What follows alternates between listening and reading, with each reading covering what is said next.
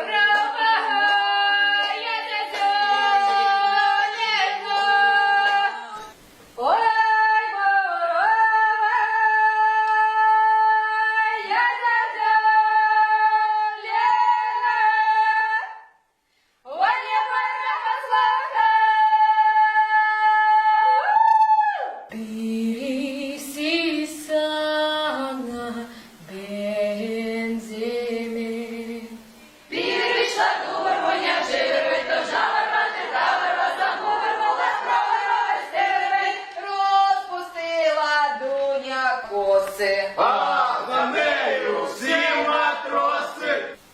Ти до мене не ходи, куций коротенький, бо до мене ходить хлопець високий, тоненький.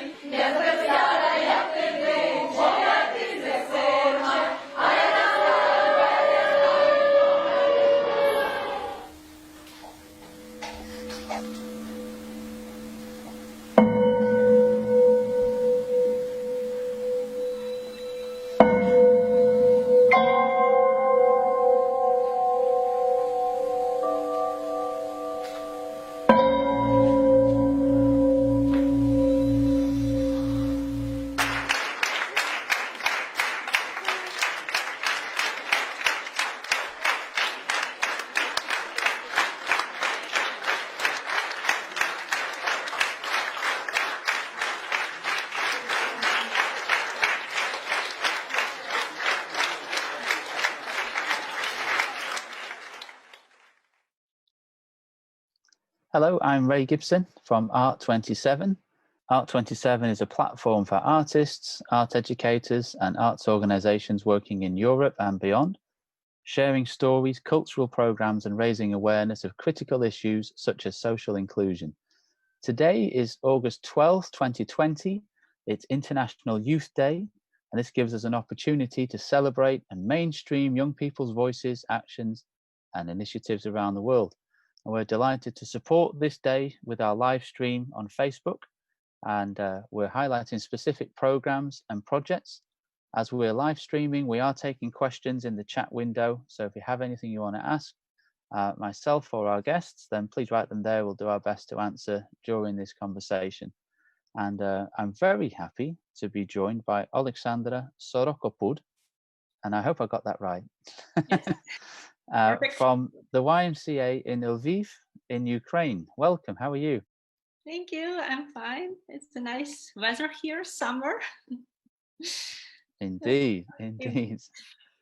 So we'd love to get to know you better and exactly what you're working on. Can you tell us about your projects, please, at the YMCA? I've seen some videos and read a little bit around the pages and website. Can you give us an introduction, please? Yeah, so basically YMCA in Lviv, which is known as a cultural capital of Ukraine, unofficial name. So basically we are focusing on cultural projects and art projects. And since 2014, our focus changed into integration, relief of war, relief of, and reflection on revolution of dignity, which happened in Ukraine. Mm-hmm. So what we do, we are trying to have art as a tool to help to reintegrate, to retell the stories of people who moved internally displaced people who were trying to escape from war zone and also went to mainland from Crimea. Mm-hmm. And we also work with war veterans, the guys who volunteered, the young people who volunteered to go to the war zone. And now they are coming back to their families or to their girlfriends, boyfriends, and they feel a little bit outsiders in this nice, safe, cultural European city of Lviv. Mm-hmm. So we are focusing on how to involve the leaders of art, the leaders of theater, the leaders of singers, basically performers, and from one hand, and the young people who came from different experiences, from different life-changing situation, and they want to be reintegrated on the other hand. Okay, so real social inclusion there. And you ran a joint theatre production, is that right? Yeah, we do. We have cooperation with local theater, like Kurbas Theater, and we did performances, and there were unprofessional so-called performances because we collected the young people from East and locals, and we made going through singing and acting master classes and trainings with famous actors, and then at the end we were performing in this theater, telling our stories by using the theater methods to do so. Okay, and you had some mixed roles as well, if I understand, that some people were telling someone else's story. Did I get that right? Could you tell us about that? Yes. On the first performance, which was called Labyrinthum, we had to be silent and we were moving. We had to memorize 360 steps in Labyrinthum, and then we had to walk through it.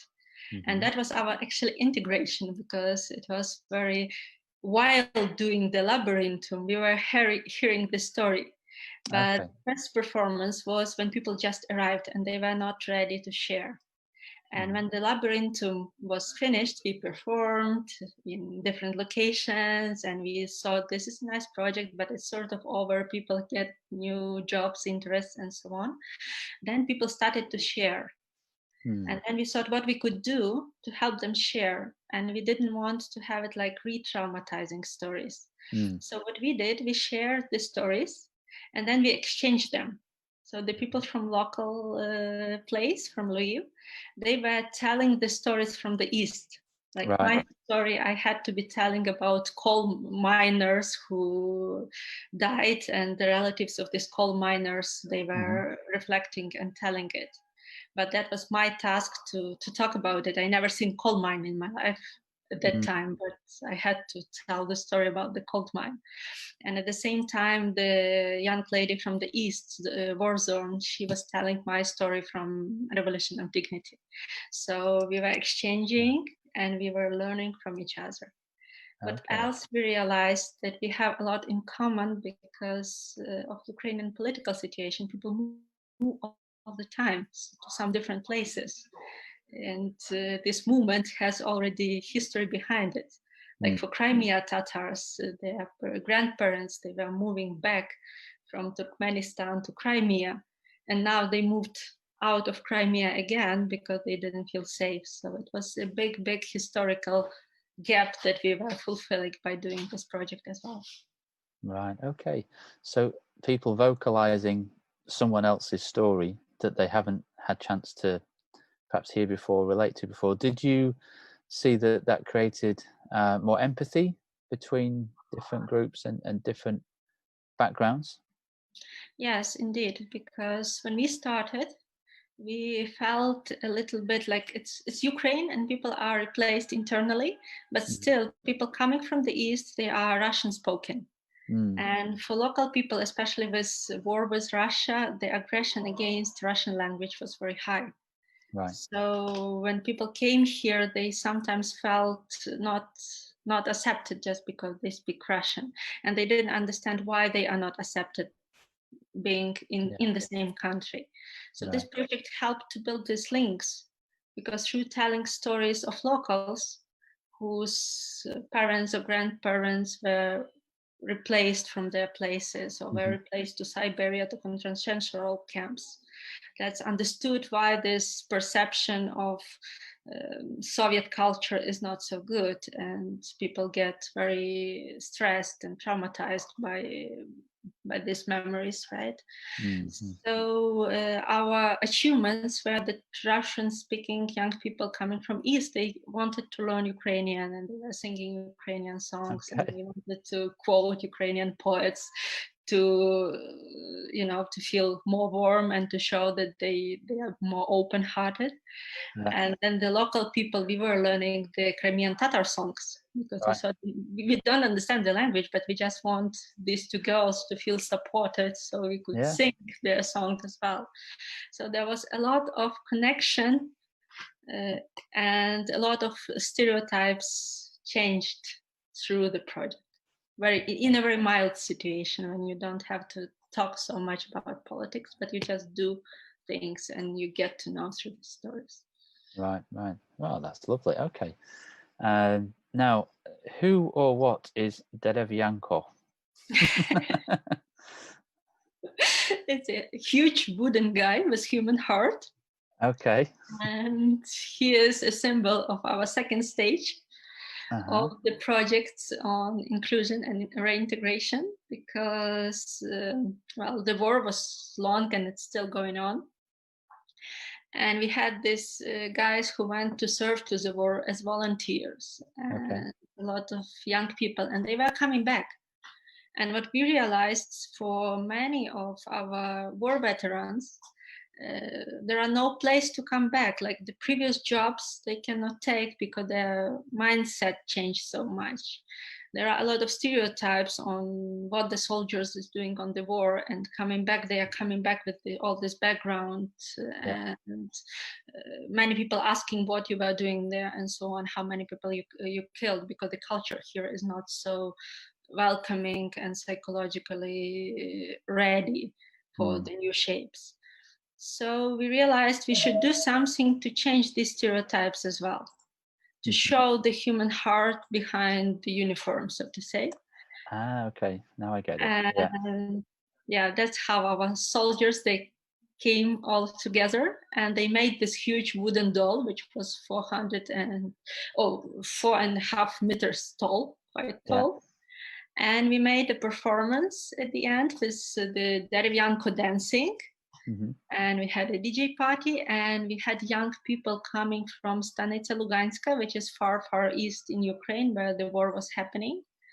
And they came to learn how to sing Christmas carols and how to celebrate Christmas in a good, nice, safe environment. And so we had these young people from the East coming, singing Easter carols, and the soldiers receiving them, and Derevyanko dancing and singing carols, if he could, as well. So, All right, so it's a symbolism of their return. Yeah.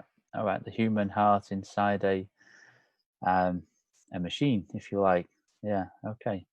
Got it. And I was reading something else, a game about us. Is that another performance or another project? It's the total name Okay. about all the projects we are doing on reintegration together with professional theater actors and singers. Right. It came from our theater leaders, Natalia Rybka-Parchomenko, Oleg Stefan, they were Andriy Vodichev, Uliana Gorbachevska. They all were leading, Mykola Bereza, they all were leading parts of the performances or some kind of master classes or singing master classes or something like that. And when we were trying to reflect between us what we are doing, we saw this name, a game about us. Let's play us. Right. Let's not be on stage someone else. Let's not invent any characters. Let's play us. Let's tell our stories through us. Maybe through symbolism like songs and poems, because that helps us to tell the stories. We don't need to be very specific in what we had. Right. But let's make it us. And that's the total name of all the projects we did. Got it. And this is a continued initiative I was reading to reach emotional and spiritual unity, which leads us to what's happening next, which I believe is a young opera that you're working on. That's right. Can you tell us about that as well? We are very excited because you look excited. Yeah, quite soon on 24th of August. Okay. We're gonna to have online the first performance devoted to young opera. Okay. It's called The Myths of Ancestry. And the Myths of Ancestry. Okay. Yeah. And then on 14th of October, we will have the total performance, the whole opera, which is called Young Opera Ukraine Terra Incognita in 5 myths. And it will be online broadcasted as well. All right. So like this, a live stream. Yeah. Fantastic. So the concept behind opera, why it's young, because we have half of the performance are young people and half of the team organizing opera are young people. How old are they?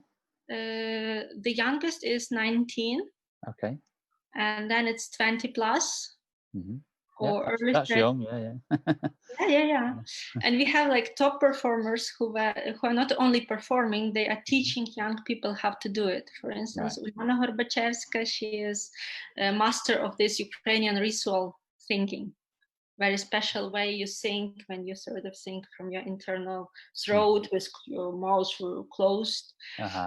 And she's teaching that to the young people so they can do the same manner of these archaic Ukrainian songs and perform it on the stage in the opera format. And we have young orchestra, especially coming Ukrainian free orchestra, they called. And then Maria Olinek, who is a composer, and she is helping this young orchestra to get into this, the mindset. The music. So they will perform it. So this is why young. And also we have a team behind organization, and we have Nastya Bespalova, who is 21, I believe, and she is co-lead in all our promotion campaign and video making and video editing and so on. So that's why young. And then the second part, like Ukraine Terra Incognita, because we are usually very well known in international news for doing something political. And we want to be also in the news, or actually well known for the cultural side of Ukrainian life. Yeah. So frankly speaking, we are terra incognita for ourselves. We need to discover all these cultural rhythms and ideas, and also maybe for the world to come and join and see what we are doing. That's great. A bit of rebranding. Yeah, it's true that a lot of news that gets tagged to Ukraine tends to be political and tends to be about, struggle and conflict. And of course, that's not what all life is about. So it's great to share something fresh. Where can we find this on the 24th of August? Is it on a particular website or a particular channel? That would be a YouTube channel. On YouTube, okay. Yeah. Under YMCA Lviv? Yes, as well on YMCA. It will be shown on YMCA Lviv website. Okay. What's the YMCA Lviv website? Could you spell that out? Would you mind? Uh-huh. Just a moment. Okay. I just YMCA Lviv org.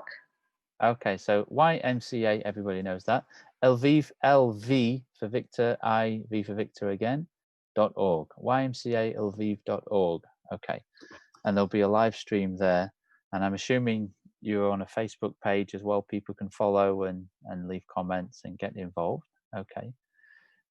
So the first thing people can do is track that and follow it and watch it on the 24th. What else would you ask people to do that maybe watching this live stream right now, or maybe catching up on it in a couple of weeks or a couple of months from now? Maybe someone finds this in September, October, or December. What advice would you have for people, or what actions would you like people to take? We would appreciate the feedbacks and telling frankly and honestly what you think about it, how it affected on you, and did Ukraine became more known, or it's still terra incognita? Okay. And we are also very open for different kind of cooperation, because when we were creating the concept of opera, we wanted to invite international jazz improvisation musicians to come and join and play with us, and we still dream it happen. Right. So it's an open project. We are very open for suggestions. What could happen if we have international performance within the opera?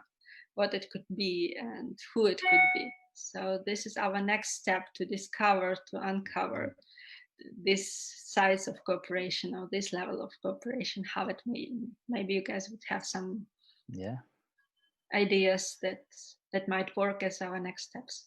So there's a great invitation to musicians, particularly watching this, and perhaps jazz musicians, if they would like to discover the cultural capital of Ukraine, Lviv, and join Oleksandra in a great project and brainstorm. You're happy to have a chat with them, see what happens, no expectations, right? And maybe you create something together that will help social inclusion, sharing stories, bringing the youth together, creating a safe environment. Wonderful. Okay. Well, thanks very much for joining us today and sharing your story, Oleksandra. Wish you success. Many viewers and positive feedback on the 24th of August, and we'll be following you closely. Take care. Oh, thank you so much for having me and for having this attention. All right. Yeah, join us. Bye-bye for now. Thank you.